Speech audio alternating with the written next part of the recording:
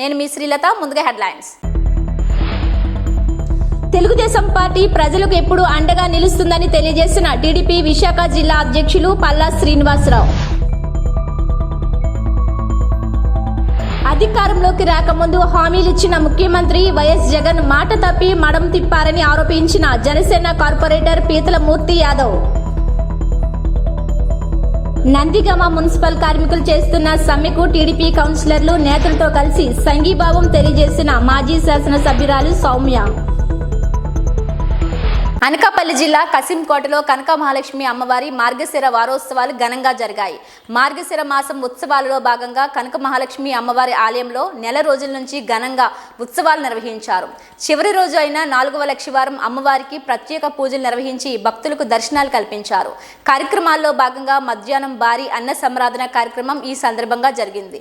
ఈ సందర్భంగా chairman Bisetti Kumar, vice chairman V S Naidu, ఆలయ ధర్మకర్త వేగి వెంకటరమణులు మాట్లాడుతూ కసింకోట గ్రామంలో నెలకొన్న ఈ కనక మహాలక్ష్మి అమ్మవారి ఆలయానికి సుమారు 100 ఏళ్ల చరిత్ర ఉందన్నారు. చిన్న పురిపాకులో ఉన్న ఆలయాన్ని కాలక్రమంలో భక్తుల విరాళాలతో భారీ ఆలయంగా రూపొందించామన్నారు. ఈ కార్యక్రమానికి కసింకోట మండలంలోని గ్రామాల నుంచి అధిక సంఖ్యలో ప్రజలు పాల్గొన్నారు.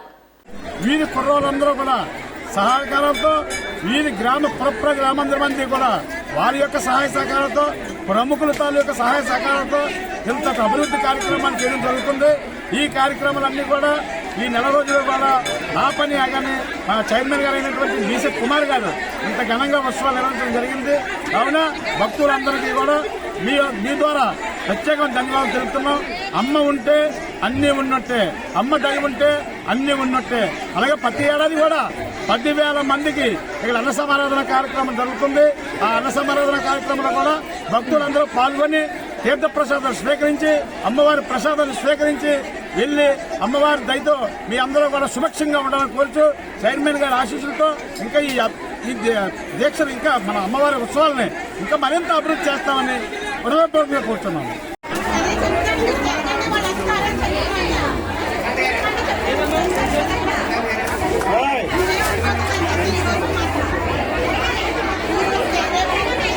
అధికారంలోకి రాకముందు హామీలిచ్చిన ముఖ్యమంత్రి వైఎస్ జగన్ మాట తప్పి మడం తిప్పారని జనసేన కార్పొరేటర్ పీతల మూర్తి యాదవ్ ఆరోపించారు. గురువారం విశాఖ పౌర గ్రంథాలయంలో ఏర్పాటు చేసిన మీడియా సమావేశంలో ఆయన మాట్లాడుతూ అంగన్వాడీలకు ఇచ్చిన మాట తప్పారని, మద్యపాన నిషేధంలో నవమోసాలు చేశారన్నారు.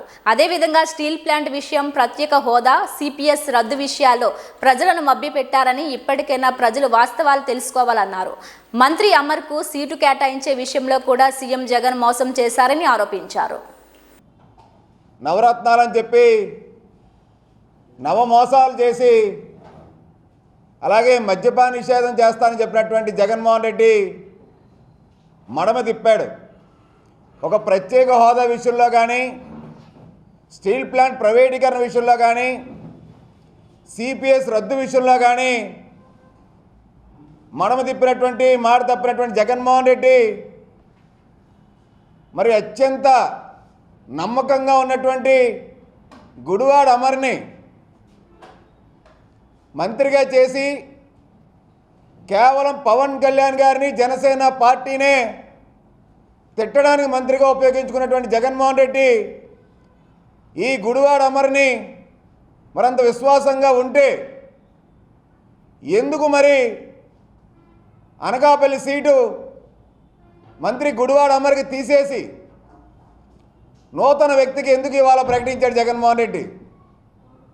నమ్మే వాళ్ళని నట్టేటి ముంచడం అన్నది జగన్మోహన్ రెడ్డి నైజం అనేది ఇవాళ స్పష్టమైంది. ఇదే గుడివాడ అమర్ ఆర్ఈసీఎస్లో తన ఎమ్మెల్యేగా అయిన తర్వాత 200 కోట్ల రూపాయలు పైగా అవినీతి పాల్పడ్డాడని చెప్పి జనసేన పార్టీ ఆధారాలతో ఎప్పటికప్పుడు మీడియా సమక్షంలో తీసుకొచ్చింది. 35 మంది అమాయక నిరుద్యోగులకి ఉద్యోగాలు ఇప్పిస్తానని చెప్పి అమర్ గారు హోమ్ మినిస్టర్ అంటే భార్యామణి గారు ఒక్కొక్క నిరుద్యోగుల నుంచి 15 లక్షల రూపాయలు వసూలు చేసి ఇప్పటికీ ఉద్యోగాలు ఇవ్వకుండా నట్టేట ముంచేశారు. మరి విస్తన్నపేట భూములు తెలుసు, దళితులు కానీ బీసీలు కానీ గడ్డ పౌరముఖులు ప్రభుత్వ భూములను సైతం కబ్జా చేసి వేల కోట్ల రూపాయల వెంచర్కి తరలేపినటువంటి వ్యక్తి గుడివాడ అమర్. సాక్షాత్తు పవన్ కళ్యాణ్ గారే విస్తన్నపేటని సందర్శించి అక్కడ రైతులు జరిగిన అన్యాయాన్ని, ఆ ప్రాంతంలో గుడివాడ అమర్ బరితెకిచ్చి వాళ్ళు అన్యాయాలు చేసినటువంటి వెంచర్ని ఈ ప్రపంచానికి చూపినటువంటి వ్యక్తి. ఇది కాక గుడివాడ అమర్ ఐటీ శాఖ మంత్రిగా వచ్చిన తర్వాత 34 ప్రమాదాలు జరిగినాయి పరిశ్రమల్లో. జరిగిన ప్రమాదాల మీద ఏమి చర్యలు చేపట్టి ఆ ప్రమాదాల్లో చనిపోయిన వ్యక్తులకి, ఆ సంఘటనలకి ఏమి చర్యలు చేపట్టి ఆ కుటుంబాలను ఆదుకున్నాడు ఈ అమర్. ఇదే పవన్ కళ్యాణ్ గారి మీద, జనసేన మీద కుక్కల్లా మురిగేటువంటి వ్యక్తులు వీళ్ళు భవిష్యత్తు అంధకారం అయిపోయింది.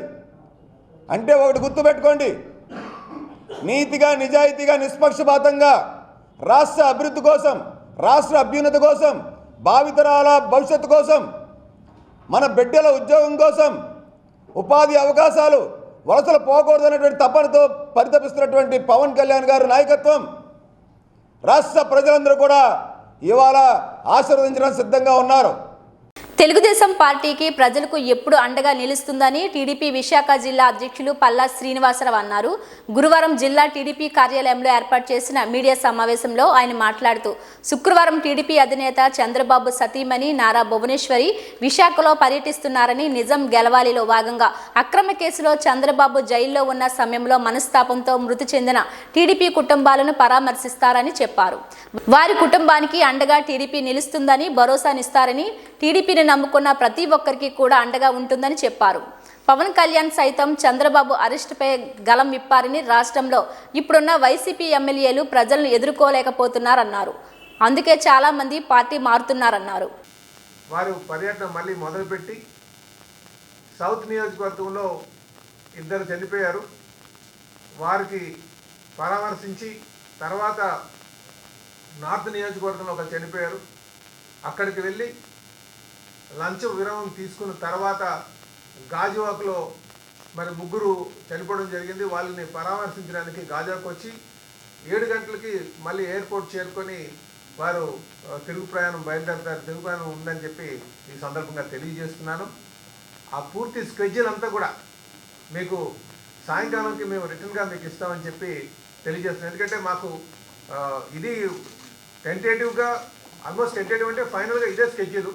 అయితే లంచ్కి ఎక్కడ ఆపాలి అనేది, అంటే నోవాటల్లో తీసుకొచ్చి పెడదామా లేకపోతే గాజువాక ప్రాంతంలో ఉంచుదామా అన్నది ఆలోచనతో ఉన్నామని చెప్పేసి మీకు తెలియజేస్తున్నాం.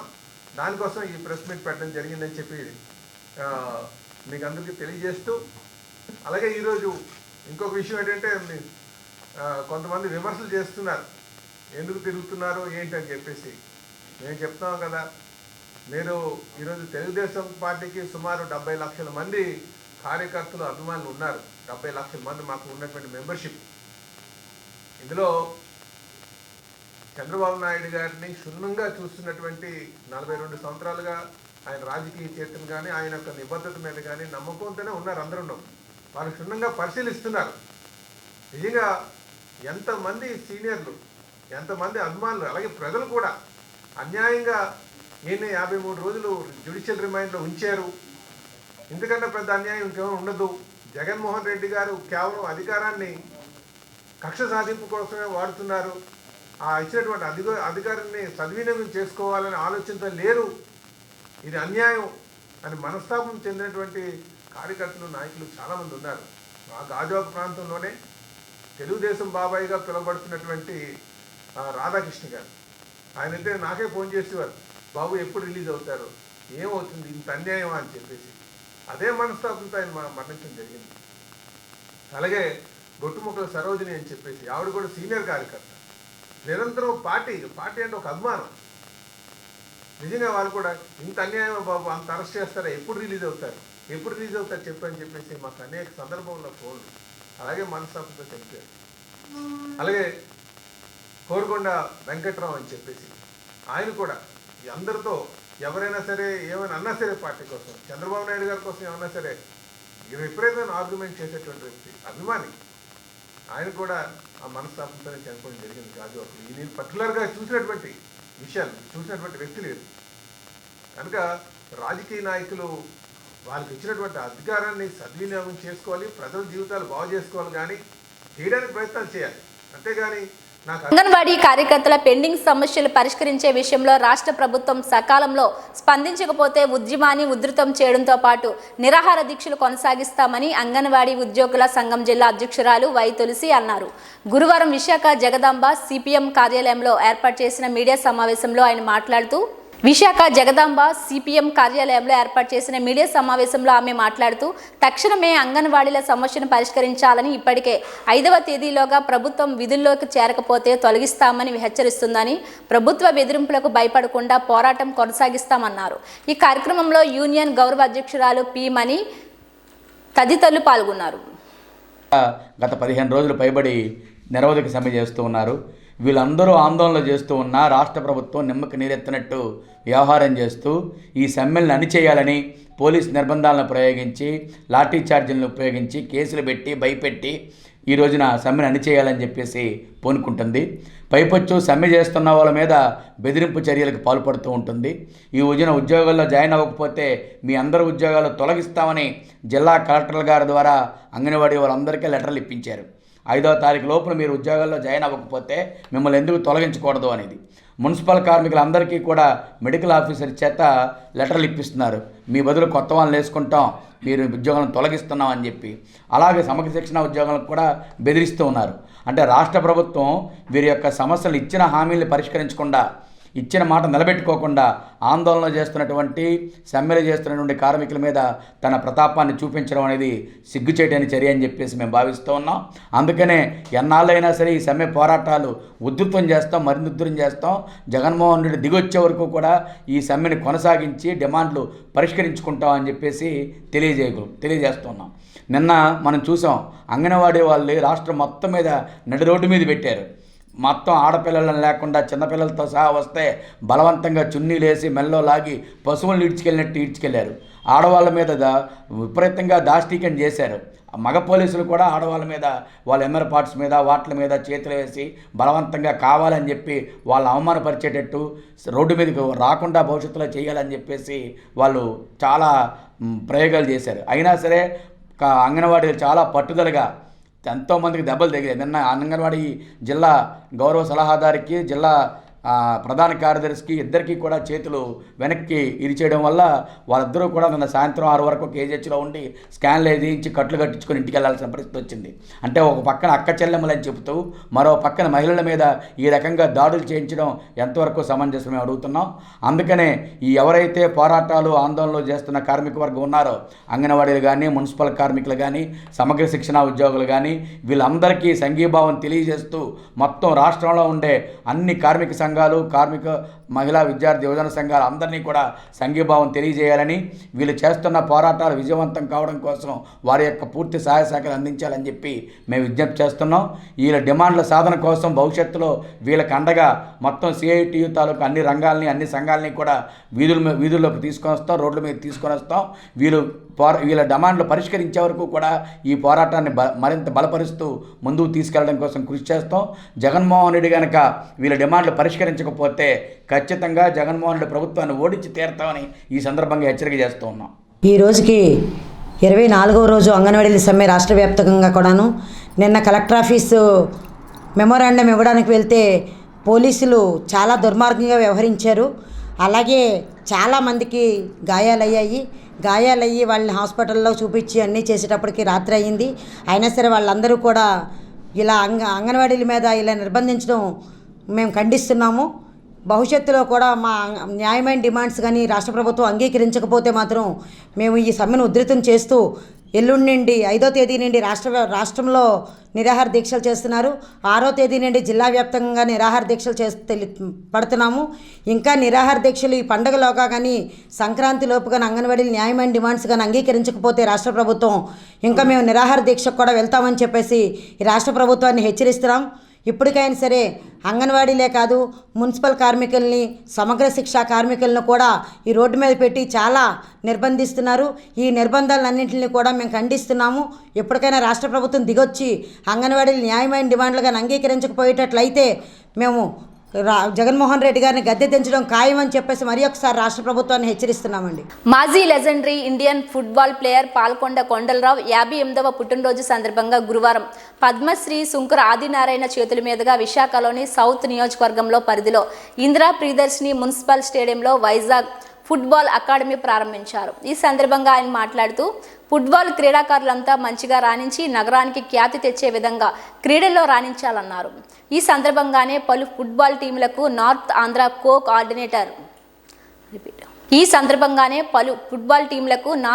కోఆర్డినేటర్ ఎస్జి రామకృష్ణ తన్యుడు హర్ష పవన్ తన మిత్రుడు జశ్వంత్తో కలిసి 11 ఫుట్బాల్ క్లబ్లకు ఫుట్బాల్ షూలను అందించారు. ఈ కార్యక్రమంలో పలువురు ఫుట్బాల్ క్రీడాకారులు, కోచ్లతో పాటు సన్నీ తదితరులు పాల్గొన్నారు. ఈ tourney one of it's kind అండి. మొట్టమొదటిగా విశాఖ అకాడమీ అని చెప్పి వీళ్ళంతా కలిసి స్టార్ట్ చేశారు. యంగ్స్టర్స్ వాళ్ళకి సపోర్ట్ చేస్తాము. కొండలరావు గారి 58వ బర్త్డే సందర్భంగా ఈరోజు academy Vizag football academy start చేస్తున్నాము. యాక్చువల్గా పిల్లలకి ఆయన ఇవ్వాలనుకుంది, ఆయన తపన చూసి నాకు కూడా నేను కొంచెం ఇన్స్పైర్ అయ్యి చాలామందికి ఇవ్వడం జరిగింది. అది అలాగే కంటిన్యూ చేస్తామని అనుకుంటున్నాను. కొండలరావు గారు పేరున అతని మన మధ్యలో లేకపోయినా కూడా అదంతా colleague players, juniors, football lovers అందరూ కలిసి ఈరోజు అతను 58th బర్త్డే సందర్భంగా విశాఖపట్నం ఫుట్బాల్ అకాడమీని స్థాపించి ఎంతోమంది యంగ్ ప్లేయర్స్కి ఈ అకాడమీ ద్వారా బాల్స్ సప్లై చేయడం, ప్రాక్టీస్ ఇవ్వడం, అలా మంచి ప్లేయర్స్గా మన విశాఖపట్నానికి, మన ఆంధ్ర రాష్ట్రానికి, అదేవిధంగా మన భారతదేశానికి ఉపయోగపడే ప్లేయర్స్గా తయారు చేయడానికి ఈరోజు ఈ అకాడమీ స్టార్ట్ చేసిన అతని ఫ్రెండ్స్కి, అతని కొలీగ్స్ అందరికీ నేను అభినందన తెలియజేస్తున్నాను. రోజు 58వ జయంతి లెజెండరీ ఫుట్బాలర్ కొండలరావు పేరు మీద చేస్తూ వైజాగ్ ఫుట్బాల్ అకాడమీ అనే నామకరణంగా మేము ఒక అకాడమీని స్టార్ట్ చేస్తున్నాం. దీనికి మాతోటి సహకరించిన ప్రతి ఒక్కరికి, ఎస్వి ఆదినారాయణ గారికి, సుష్మిత మేడం గారికి, హర్షకి, యశ్వంత్కి, అలాగే మా కోచ్ శేషమోహన్ గారికి, అలాగే మా సీనియర్ ప్లేయర్స్ జాన్ గారు, వెంకట్రావు గారు, సత్యరాజులు గారు, బాబు గారు, సతీష్ అన్ని గారు, అలాగే మల్లిక్ గారు, సింహాచలం గారు, చాలామంది మాతో సహకరిస్తూ ఈ కార్యక్రమం ముందు నడిపించిన ప్రతి ఒక్కరికి, మా డోనర్స్ కూడా కృతజ్ఞతలు తెలియజేసుకున్నాం. ఈ కార్యక్రమం ప్రతిసారి జరుపుకోవాలని మా వైజాగ్ ఫుట్బాల్ అకాడమీ తరఫున కృతజ్ఞతలు తెలియజేసుకుంటూ మా మోటో ఏంటంటే పిల్లల్ని తయారు చేయాలి. మా మోటో అంటే చిన్నపిల్లలు అండర్-14, అండర్-13, అండర్-17, అండర్-19 ఈ పిల్లల్ని తయారు చేసి మన భావి పౌరులుగా తీర్చిదిద్దాలని, విశాఖపట్నం కీర్తిని మళ్ళీ విముడింపజేయాలని. అంటే ఫుట్బాల్ అంటే విశాఖపట్నం అలాంటి స్టేజ్కి మళ్ళీ ఒక ఫుట్బాల్ని మంచి దృష్టితో చూడాలని, అలాగే మాకు సహకరించిన ఏపీ ఫుట్బాల్ అసోసియేషన్ ప్రెసిడెంట్ గారు కోటగిరి శ్రీధర్ గారు, అలాగే విశాఖపట్నం ఫుట్బాల్ అసోసియేషన్ ప్రెసిడెంట్ కూడా, అలాగే మాకు సెక్రటరీ గారు చిన్నబాబు గారు, అలాగే వైస్ ప్రెసిడెంట్ రాజారావు గారు, అలాగే మాకు రవికుమార్ గారు కోఆర్డినేటర్గా ఉన్నారు. ఆయన కూడా మళ్ళీ వీళ్ళందరి సహకారంతో మేము ఇంత కార్యక్రమం విజయవంతం చేశాము. దీనికి వాళ్ళందరికీ మేము రుణపడి ఉంటాము. ఈ కార్యక్రమాన్ని ఎంత విజయవంతం చేసిన ప్రతి ఫుట్బాల్ లవర్కి, ఫుట్బాల్ ప్రేక్షకులకి, సీనియర్లకి, ప్రతి క్లబ్లో ఉన్న ప్రతి పిల్లలకి మా వైజాగ్ ఫుట్బాల్ అకాడమీ తరఫున కృతజ్ఞతలు తెలియజేసుకుంటున్నాం. Thank you. అందరికీ నమస్కారం. ఈరోజు ఇంతటి చక్కటి కార్యక్రమాన్ని సక్సెస్ చేసిన వీడిఎఫ్ఏ అఫీషియల్స్, వైజాగ్లో ఉన్న ప్రతి ఒక్కరికి కూడా మనస్ఫూర్తిగా గర్వంగా చెప్పుకుంటారు. Thank you sir. సో ఇవాళ వైజాగ్ ఫుట్బాల్ అకాడమీ తరపున కొండలరావు అని మన నేషనల్ ప్లేయర్ రిప్రజెంట్ చేశారు వైజాగ్. విశాఖలోని ఎల్వి ప్రసాద్ నేత్ర వైద్యశాల వారు తమ సంస్థలో పాలకుర్తి ఫౌండేషన్ వారి సహకారంతో వసంత కృపా పేరిట ప్రత్యేక సెంటర్ను ఆవిష్కరించారు. హైదరాబాద్కు చెందిన ప్రముఖ నేత్ర వైద్యులు డాక్టర్ కృపా సాగర్ గౌరవార్థం ఈ సెంటర్ ఏర్పాటు చేసినట్టు ఎల్వి ప్రసాద్ సంస్థ రిహాబిలిటేషన్ అధిపతి డాక్టర్ బాల్యకృష్టి తెలిపారు. ఈ సెంటర్ ద్వారా కంటి చూపుకు సంబంధించి ఉన్న సమస్యలను ముందుగానే గుర్తించి వారికి సమగ్ర చికిత్స అందిస్తామన్నారు. ఈ సెంటర్లో పలు రకాల క్లినికల్ సేవలు చేస్తామన్నారు. ఈ కార్యక్రమంలో జిఎంఆర్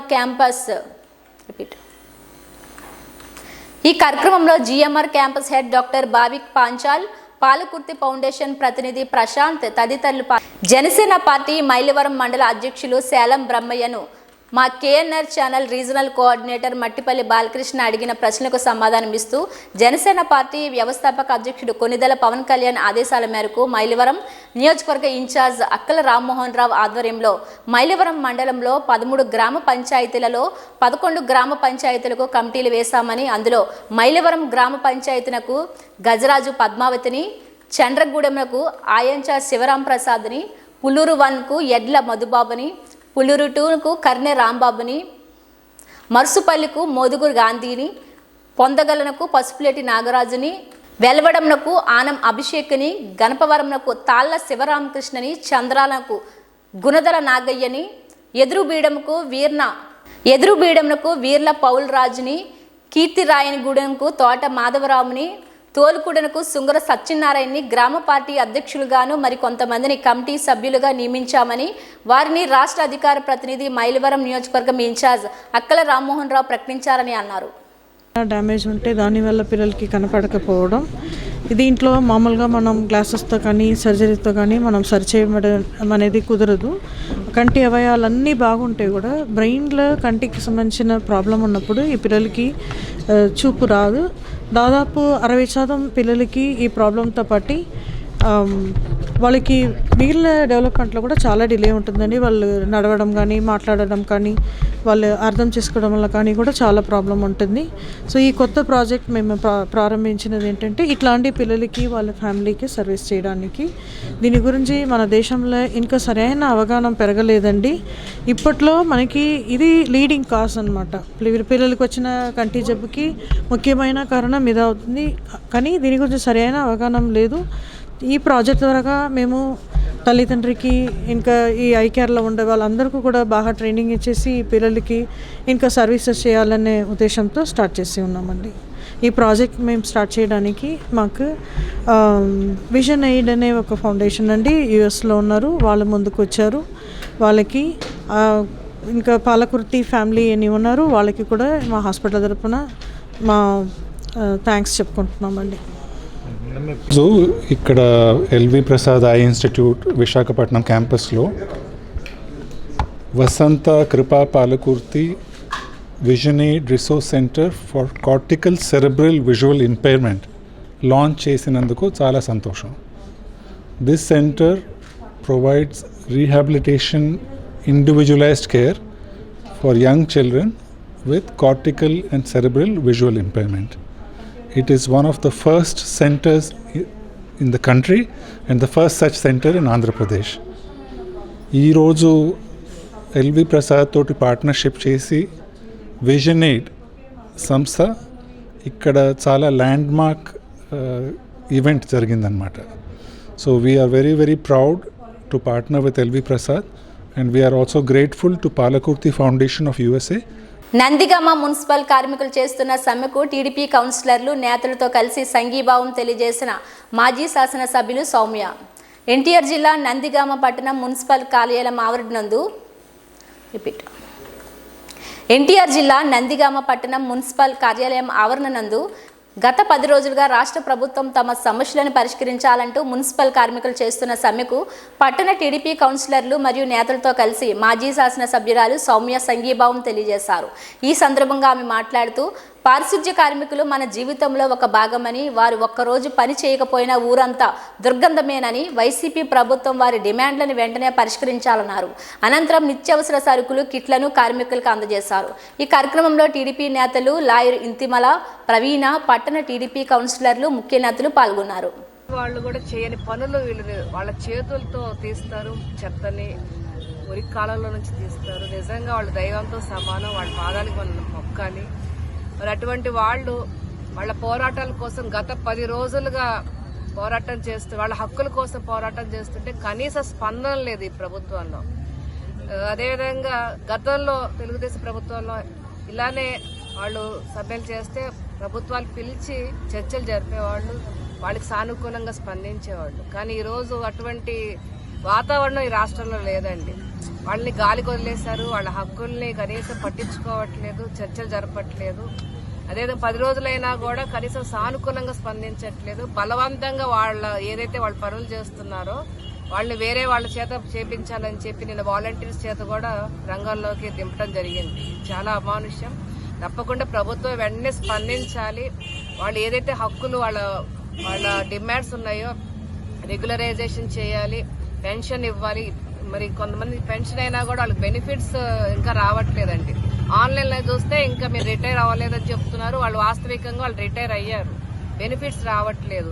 అదేవిధంగా వాళ్ళకి డిమాండ్స్ ఉన్నాయి, స్కీమ్స్. ఎన్టీఆర్ జిల్లా తిరువూరు నియోజకవర్గ తెలుగుదేశం పార్టీ కార్యాలయంలో ఈ నెల 7వ తేదీన చంద్రబాబు తిరువూరులో నిర్వహించనున్న బహిరంగ సభ గురించి చర్చించేందుకు కేసినేని చిన్ని రాగా తెలుగు తమ్ముళ్లు ఆందోళన చేశారు. జై నాని అంటూ నినాదాలు చేశారు. ఫ్లెక్సీలలో కేసినేని నాని ఫోటో లేకుండా కేసినేని చిన్ని ఫోటో ఉండడంతో కొంతమంది పార్టీ నాయకులు కార్యకర్తలు ఫ్లెక్సీలు చించివేసి కుర్చీలు విసిరేసి పెద్ద ఎత్తున గొడవ చేశారు. 2 వర్గాలు ఒకరిపై ఒకరు దాడి చేసుకుంటూ పరిస్థితులు చేయి దాటిపోతున్న సమయంలో పోలీసులు లాఠీచార్జీ చేశారు. ఇరు వర్గాలు కుర్చీలతో విసురుకుంటుండగా తిరువూరు ఎస్ఐ తలకు తగిలి గాయం అవ్వటం, అనంతరం ఎస్ఐను సిబ్బంది ఆసుపత్రికి తీసుకెళ్లడం జరిగింది.